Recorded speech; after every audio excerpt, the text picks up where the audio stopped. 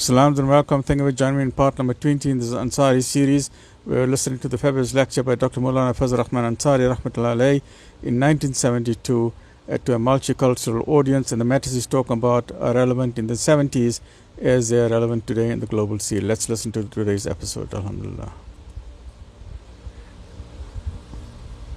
And unless this direct experience of the divine comes to the human beings in larger numbers, unless that spirit is aroused, which is the spirit of truth, justice and duty, the human problems, I think, cannot be solved. South Africa might have certain problems, but who can say that there are not many countries in this world where there are not very serious type of problems, even social problems? What is actually needed today, so far as I can see it, is that which has been emphasized by the speakers before me, and that is a definite and positive effort, a dynamic effort to go back to God, to try to understand the highest values in which mankind has believed. Those highest values for which very eminent and holy personalities arose in the history of mankind. They arose in India, they arose in Palestine, they arose in China, they arose on the continent of Africa, because according to the Holy Quran, the message which the Prophet Muhammad ﷺ brought, such eminent and holy personalities came from God to all the various communities of mankind. I think all of us who are here know it very well that Islam believes in the unity of God. But again, this unity of God which Islam gives us is not unity of a tribal God, is not the unity of a God who is not above human passions, is not the unity of a God who cares for a certain community more than for another community. The verses from the Quran which were read in the very beginning of this function, there, and those verses are the verses with which the Holy Quran begins. There God has introduced himself as Rabbul Alameen, or the Lord of all the world. If this concept is accepted, that there is only one God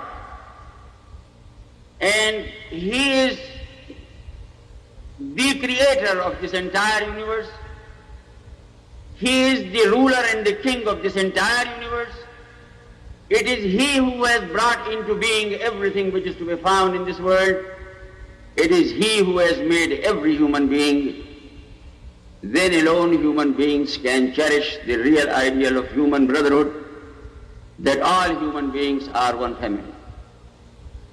Of course, when we say that all human beings are one family, it does not mean, it has never meant, it cannot mean that all human beings are equally good or all human beings are equally bad.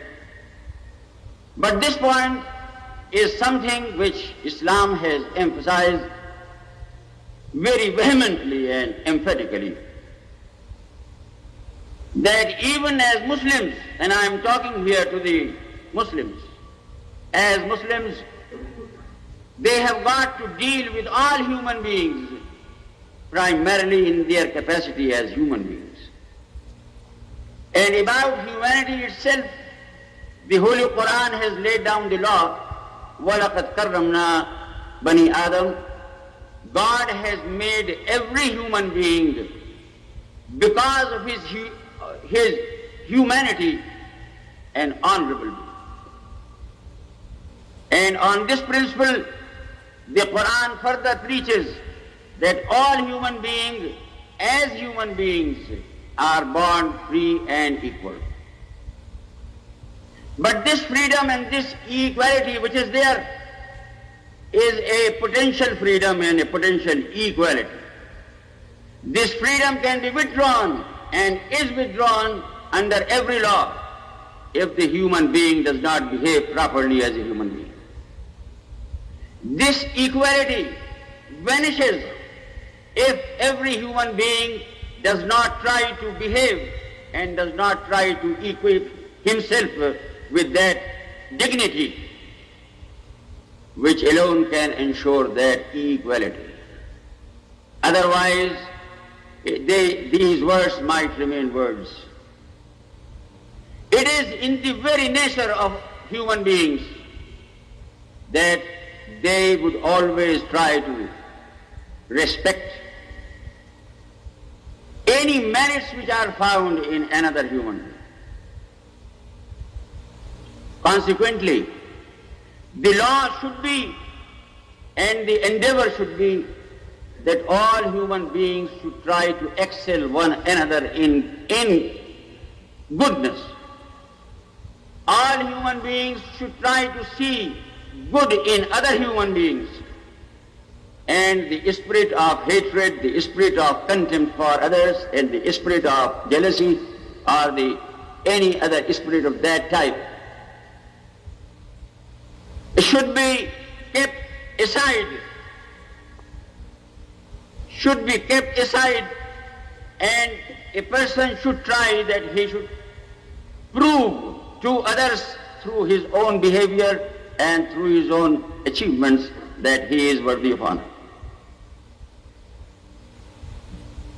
What is happening today, as I said in the beginning, is that godliness has become something formal, while the philosophy of life which we are all pursuing is a sort of materialistic, sensuous philosophy. And this philosophy has got its history. My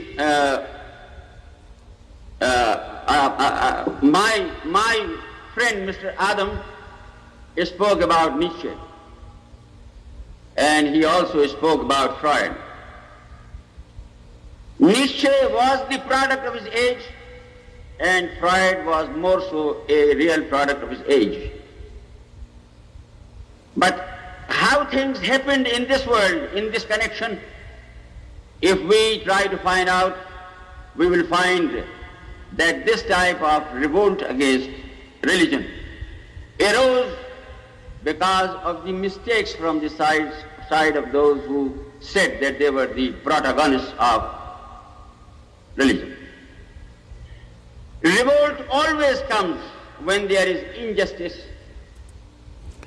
We'll pause there for today, where revolt always comes where there is injustice, and nobody likes social injustice in society.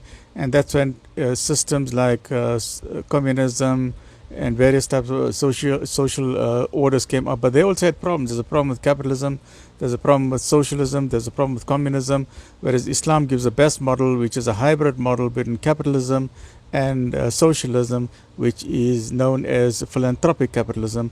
But join me in the next episode, which is this is episode number 20. Join me in episode number 21, where we are now going to continue with Dr. Maulana Fazl Rahman Ansari, where he's talking about problems occurring in society when there is social injustice. Stay well, look after yourself. Alhamdulillah Rabbil Alameen.